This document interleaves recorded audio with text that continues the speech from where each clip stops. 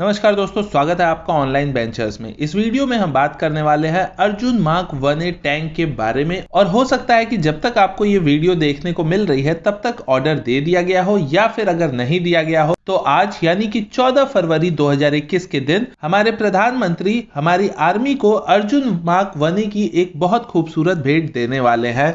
क्या है ये टैंक अर्जुन मार्क 1A? इससे भारत को क्या फायदा होगा? ये टैंक क्या है? ये जो पुराना अर्जुन टैंक है उससे कैसे अलग है? इसकी परचेजिंग में इतनी देरी क्यों हुई, जबकि पुराना वाला जो हमारा अर्जुन टैंक था वो 2004 में शामिल हो चुका है सेना में। तो इसमें इतना टाइम क्यों लगा? इसमें क्या नया है? इन सारी ही चीजों पे बात करेंगे वन बाय वन, तो वीडियो के लास्ट तक जरूर बने रहिएगा। लेकिन वीडियो शुरू करने से पहले आपसे रिक्वेस्ट है कि आप में से जो भी लोग इस चैनल पे पहली बार हमें देख रहे हैं, आप हमारे चैनल को सब्सक्राइब जरूर करिए। आपको इसी तरह की वीडियोस इस चैनल पे मिलती रहती हैं। तो अब आते हैं आज के टॉपिक पे। तो अर्जुन मार्क 1A ये भारत का एक स्वदेशी प्रोजेक्ट है। ये भारत का एक स्वदेशी टैंक आप इसे कह सकते हैं, जो कि पुराने अर्जुन टैंक से डिराइव किया गया है। इंडियन आर्मी इस समय 124 की क्वांटिटी में अर्जुन टैंक्स को यूज करती है, जिसे हम टोटल 2 रेजिमेंट कहते हैं। 2 रेजिमेंट मतलब कि 124 टैंक। जो नई डील होने वाली है उसमें इंडियन आर्मी 118 टैंक खरीद रही है, और ये भी 2 रेजिमेंट ही होंगे। लेकिन अभी इंडियन आर्मी ने अपने रेजिमेंट्स की संख्या में एक रेजिमेंट में 3 टैंक्स को कम कर दिया है, इसलिए ये टोटल जो संख्या थी वो 124 की जगह 118 घट के हो गई है। ये जो डील है वो टोटल 6,600 करोड़ रुपए की होने वाली है। लेकिन यहां पे आपको मैं एक बात बताऊंगा तो आपको जान के थोड़ा आश्चर्य होगा। ये जो अर्जुन MK1A की डील है वो डील होने वाली थी, उस डील को अप्रूवल 2014 में ही DAC की ओर से मिल गया था, लेकिन डील 2021 में हो रही है। क्यों हो रही है? इसमें इतना टाइम क्यों लगा? आइए अब इस पे बात कर लेते हैं। तो अर्जुन टैंक जो है दोस्तों, ये स्वदेशी रूप से DRDO की एक विंग CVRDE यानी कि combat vehicle research and development के द्वारा डेवलप और डिजाइन किया गया है, और इसे मैन्युफैक्चर करती है OFB की हैवी व्हीकल फैक्ट्री अवाडी की। तो ये बेसिकली दोनों लोग मिलकर बनाते हैं, यानी कि ये एक स्वदेशी प्रोजेक्ट है। हालांकि इसमें कुछ कंपोनेंट्स आप एक्सपोर्ट करते हैं, लेकिन ठीक है, वो हर कंट्री करती है।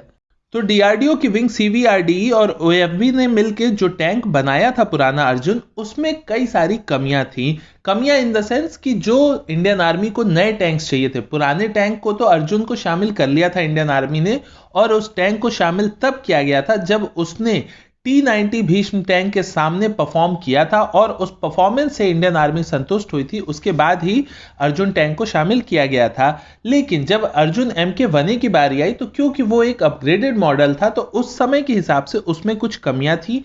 उन कमियों की ही वजह से अर्जुन मार्क 1A को 2014 में अप्रूवल मिलने के बावजूद भी इंडियन आर्मी ने इसे अपनी सेना में शामिल नहीं किया। यहाँ पे कई लोग क्रॉस क्वेश्चन कर सकते हैं कि इंडियन आर्मी ने फिर T-90 टैंक को क्यों खरीदा। तो देखिए, यहाँ पे आर्मी, एयरफोर्स या नेवी या कोई भी सेना जो होती है, वो जो भी चीज यूज करती हैं वो चीज उनके हिसाब से बिल्कुल परफेक्ट होनी चाहिए, चाहे वो इंडिया की बनी हो या बाहर की बनी हो, क्योंकि वो हमारे देश की रक्षा करते हैं। तो उनके साथ कोई भी कॉम्प्रोमाइज करना, अगर आपकी किसी चीज में कोई चीज कमी है तो वो लोग कॉम्प्रोमाइज नहीं कर सकते, क्योंकि उस कॉम्प्रोमाइज का मतलब होता है हमारे सेना के लोगों की जान, और वो कॉम्प्रोमाइज वो नहीं कर सकते थे। इसीलिए टैंक की रिक्वायरमेंट होते हुए भी अर्जुन मार्क 1A को शामिल ना करके 2016 में इंडियन आर्मी ने T-90 टैंक्स की 464 की क्वांटिटी में रशिया से ऑर्डर कर लिया। और उसके बावजूद भी हमारी, क्योंकि रिक्वायरमेंट्स तो है ही, इंडियन आर्मी काफ़ी बड़ी है, काफ़ी हमारे पास टैंक चाहिए होते हैं, तो इसलिए अर्जुन मार्क 1A को अपग्रेड किया गया, और DRDO ने इसमें बहुत अच्छा काम किया। और टोटल जो पुराना वाला अर्जुन टैंक था उससे 72 अपग्रेड्स इसमें किए गए, जिसमें से 14 अपडेट जो थे वो बहुत मेजर अपडेट्स थे।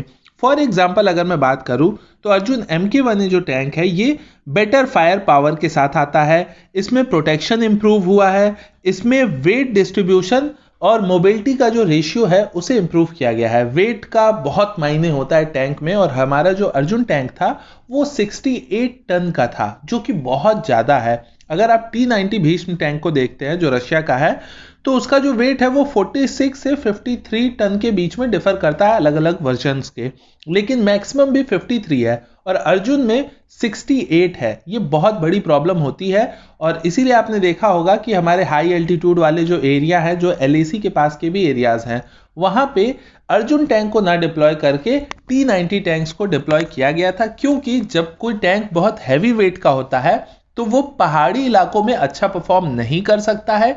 इसीलिए भारत को लाइट टैंक्स की भी जरूरत है, जिसके बारे में हम बात करेंगे। पहले मैं आपको बताता हूं कि इसमें अपग्रेड क्या किया गया है। तो इसके अपग्रेड में कई सारी चीजें हैं, जैसे कि इसमें remote controlled weapon station add किया गया है, इसमें जो टैंक के गनर का साइट होता है उसे इंप्रूव किया गया है, इसमें ऑटोमेटिक टारगेट ट्रैकिंग मोड किया गया है, जिसके थ्रू आप मूविंग टारगेट्स को भी ट्रैक कर सकते हैं। साथ ही साथ इसमें थर्मल इमेजर और नाइट विजन कैमरे में भी इंप्रूवमेंट किया गया है, जिसके थ्रू इस टैंक की परफॉर्मेंस नाइट में बहुत अच्छी होती है। साथ ही साथ इसमें माइन प्लफ का यूज किया गया है, जिसके थ्रू अगर सामने जहां से टैंक जा रहा है जिस रास्ते से, वहां पे अगर दुश्मन ने माइंस बिछा के रखे हुए हैं तो आपका एक T90 टैंक रास्ते से माइंस निकाल के हटाता जाएगा और पीछे के आपके सारे टैंक्स के लिए यहाँ पे रास्ता भी वो बना देता है। इसके अलावा इसमें लेजर वार्निंग और काउंटर मेजर सिस्टम में भी काफी अपग्रेड किया गया है। साथ ही साथ इसे स्टेल्दी बनाने की भी कोशिश की गई है और इसमें एंटी इंफ्रारेड और एंटी थर्मल इमेजिंग पेंट्स का उपयोग किया गया है, जो हमारे पुराने अर्जुन टैंक में नहीं था। एंटी इंफ्रारेड यानी दुश्मन अपने इंफ्रारेड ट्रैकर से आपको ट्रैक नहीं कर पाएगा, इजी नहीं होगा, और एंटी थर्मल इमेजिंग का मतलब भी आपकी हीट को सेंस इतनी आसानी से आपका दुश्मन नहीं कर पाएगा।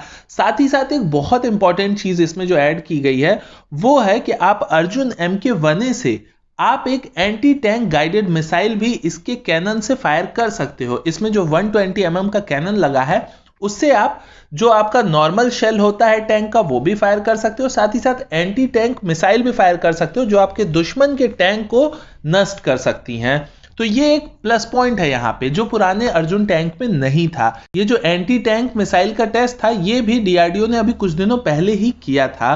तो ये सारे इंप्रूवमेंट्स के बाद ये काफी ज्यादा उम्दा क्लास का वेपन हो जाता है।